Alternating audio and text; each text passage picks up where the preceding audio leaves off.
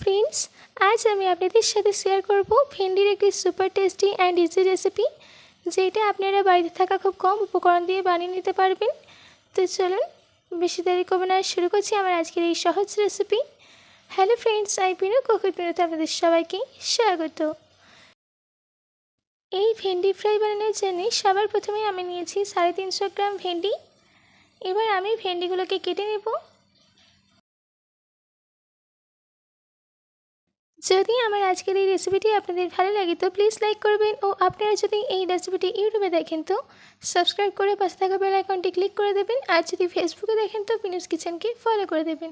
আর এই রেসিপিটিকে প্রচুর পরিমাণে প্রত্যেকের কাছে শেয়ার করতে একদম ভুলবেন না। আমাদের এখানে সব ভেন্ডি কাটা হয়ে গেছে। এবার একটা কড়াইতে দিয়ে দিচ্ছি 4 চামচের মতো সর্ষের তেল। তেল গরম হয়ে গেলেই দিয়ে দিতে হবে 5 চামচ বাদাম। এবার বাদামটাকে 3 থেকে 4 মিনিটের জন্য লো ফ্লেমে ভেজে নিতে হবে। 4 মিনিট বাদ বাদাম এখানে ভাজা হয়ে গেছে। এবার আমি বাদামটাকে তেল থেকে তুলে নেব।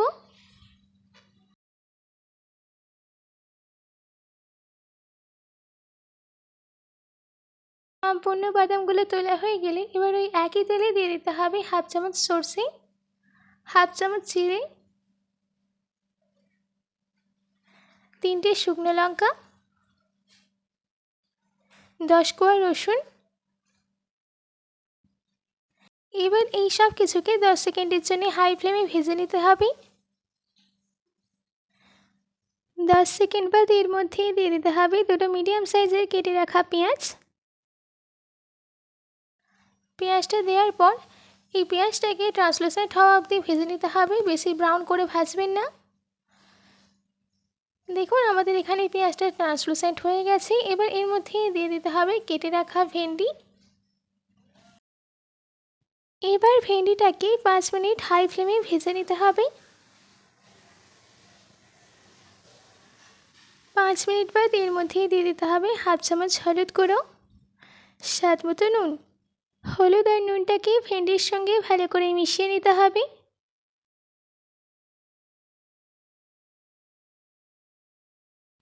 এবার এই ভেন্ডির মধ্যে দিয়ে দিতে হবে 1/2 চামচ লঙ্কা গুঁড়ো, 1/2 চামচ ধনে গুঁড়ো, 1/2 চামচ জিরে গুঁড়ো। এবার এই সব কিছুকে আবারও 5 মিনিট মিডিয়াম ফ্লেমে ভেজে নেব।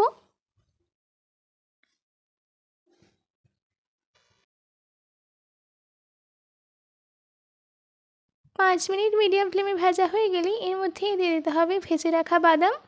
বাদামটা দেওয়ার পর আবারও 2 মিনিট ভেজে নিতে হবে মিডিয়াম ফ্লেমে।